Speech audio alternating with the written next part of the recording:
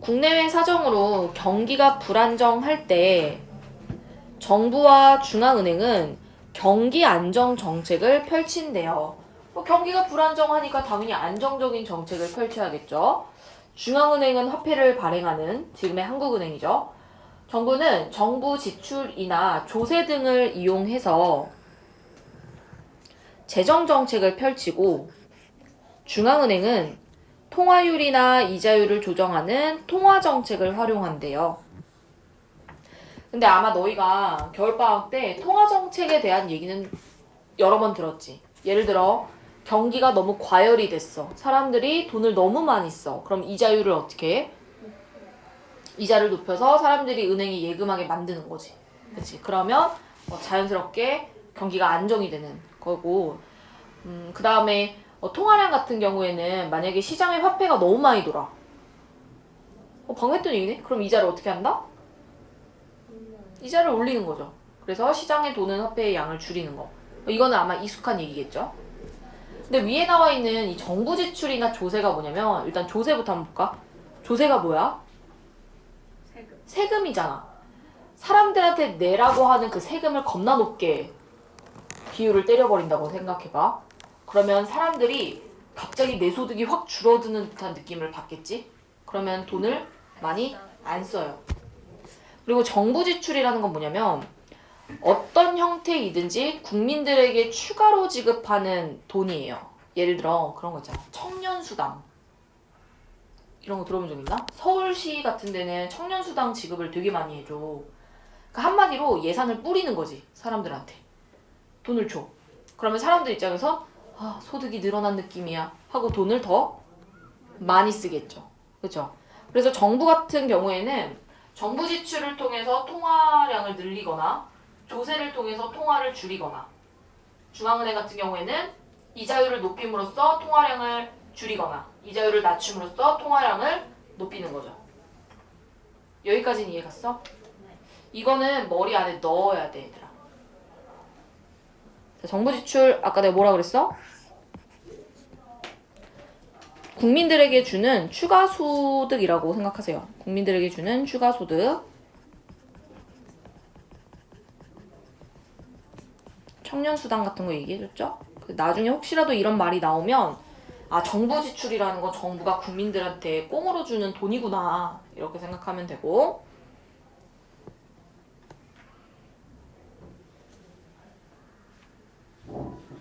자 여기에다가 방금 정부랑 중앙은행의 차이를 정리를 해보면 정부는 재정정책을 쓴다고 했죠. 중앙은행은 통화정책을 쓰고, 재정정책이라는 건 정부 지출이나 조세를 활용하는 건데, 정부 지출이 많아지면 사람들이 소득이 더 늘어나는 효과를 느껴서 경기가 더 활성화가 되겠죠. 경기가 부양이 될 거고, 반면에 조세를 늘리게 되면 경기를 안정시키겠죠. 사람들이 돈을 덜 쓰게 만들어서.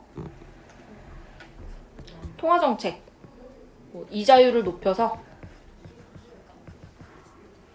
경기를 안정시키고, 이자율을 낮춰서 경기를 부양하죠.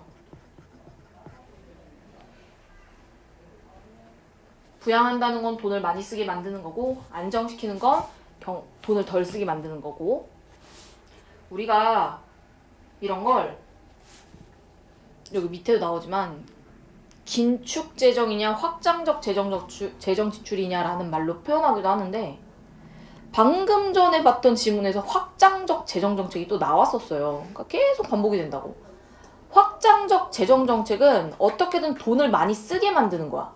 그래서 시장에 화폐를 많이 돌게 만드는 정책이 확장이고, 우리 가끔 그런 거 있잖아. 야, 이번 달은 긴축이다. 이번 달 긴축 재정이다. 이런 말 쓰죠? 안 써요? 누가 써? 그렇구나. 이번 달 완전 긴축이야. 이러면 돈을 안 쓰겠다는 거거든. 내가 지금 돈이 너무 쪼들려서 아, 안 쓰는군요. 긴축재정이야. 그지야, 이런 걸로. 아, 그지야 이렇게 써요? 이젠 좀 있어 보이게 야 이번 달 긴축재정이다 이렇게 말 받고. 그래서 뉴스 같은 데 봐도 정부의 긴축재정 정책 막 이런 표현 나온단 말이죠. 그거는 어떻게든 시중에 도는 통화량을 줄이는 것과 관련이 있어요. 그래서 정부에서 이제 지출을 많이 줄이는 거지. 자, 내려갈게.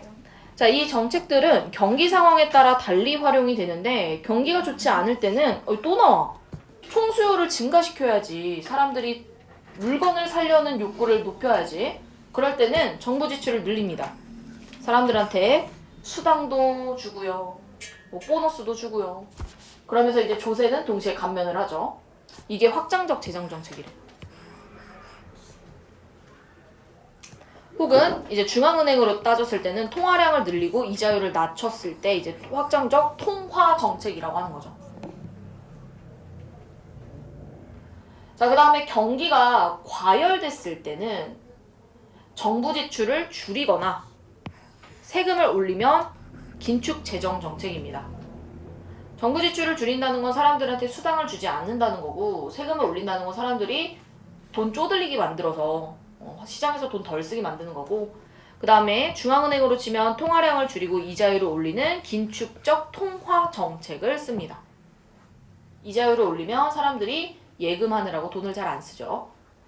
이러한 정책들의 효과 여부에 대해서는 다양한 의견이 존재하는데 대표적으로 또 나와. 통화주의와 케인즈주의. 케인즈가 문제지. 자, 그럼 일단 여기까지 봤을 때 21번.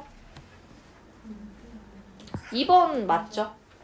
확장적 정책을 할 때는 경제가 너무 어떨 때? 경기가 침체됐을 때.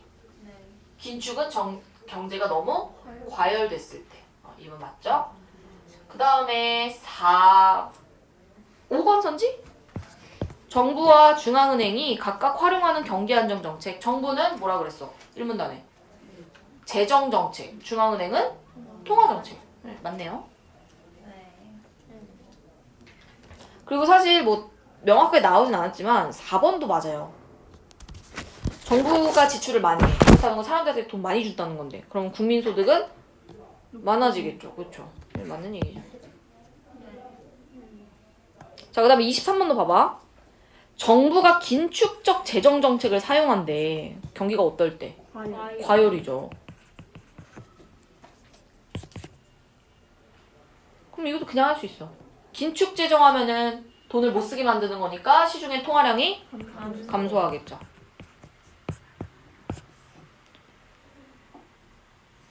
자, 그 다음 여기 밑에도 마찬가지. 여기 내려갈게요.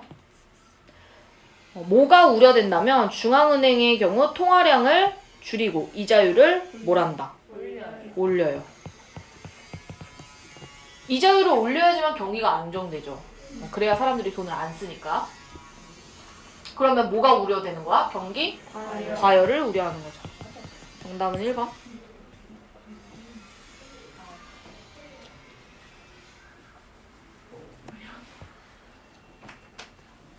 자, 이 문단.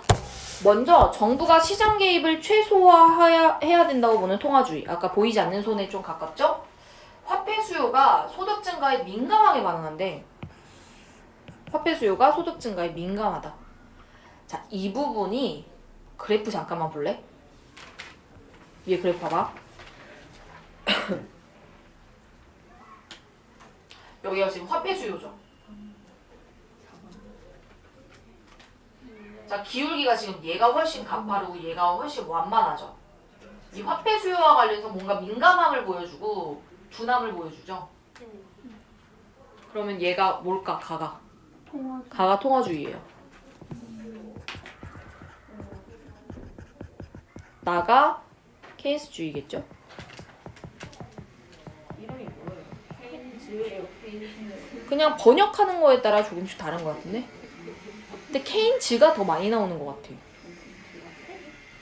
여기서 화폐란 물건을 교환하기 위한 수단을 말하고 화폐 수요라는 것은 사람들이 보유하고 싶어 하는 화폐의 총액. 즉, 내가 갖고 있고 싶은 화폐.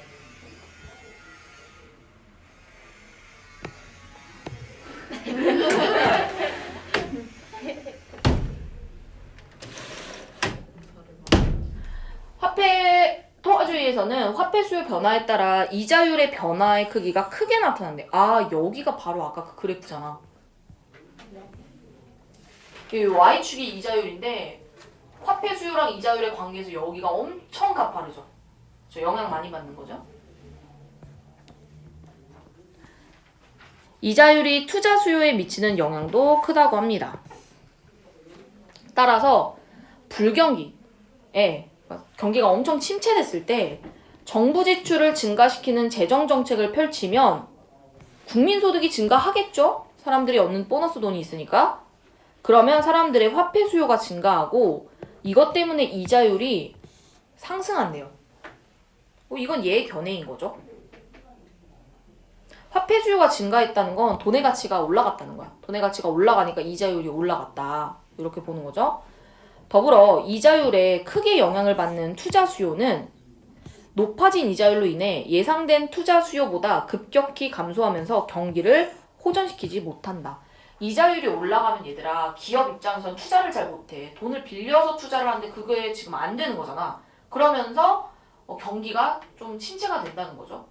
이 때문에 확장적 재정 정책의 효과가 기대보다 낮을 것이다. 그러면 여기는요. 정부를 별로 못 믿는 거야. 정부가 하는 재정 정책 효과 없어. 이렇게 보는 거지. 왜냐면 불경기에 이걸 써봤자 결국에는 경기가 호전이 안 되고 그러면 경기가 부양이 안 된다는 거잖아. 효과 없다는 거죠. 그래서 불황기엔 오히려 정부 주도의 재정 정책보다 중앙은행이 차라리 이자율을 낮추는 게 훨씬 효과가 크다. 이자율 낮추면 사람들이 돈을 쓰겠죠. 그렇게 되면 이거 덕분에 경기가 부양된다. 이렇게 보는 거야. 그럼 여기도 이제 얘네 주장을 좀 따져야겠지. 자, 지금 본 거는 통화 정책이야. 통화주의죠.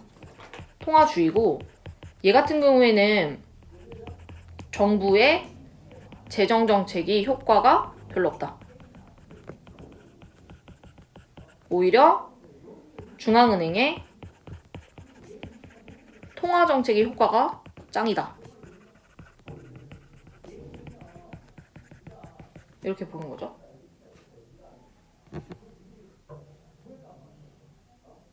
그럼 뒤에 나오는 케인즈는 좀 다른 이야기를 하겠지.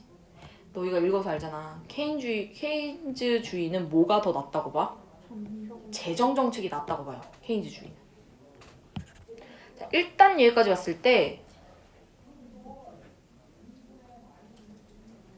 이거 아직 모르네. 기업? 어떤 거? 기업은 그럼 요거 못 풀고 일단 오늘은 그냥 여기까지 할게요. 이거는 내 생각에는 다음 주에 못할 것 같고 다다음 주쯤에 이어서 하게 될 것 같아요. 자, 숙제는 마더텅 인문 처음부터 끝까지 걸어서 보까지 2개. 그리고 어차피 다음 주에 또 마더텅 예술이 숙제로 들어갈 거거든. 그래서 여유 되면은 예술도 지금 틈틈이 풀어주세요.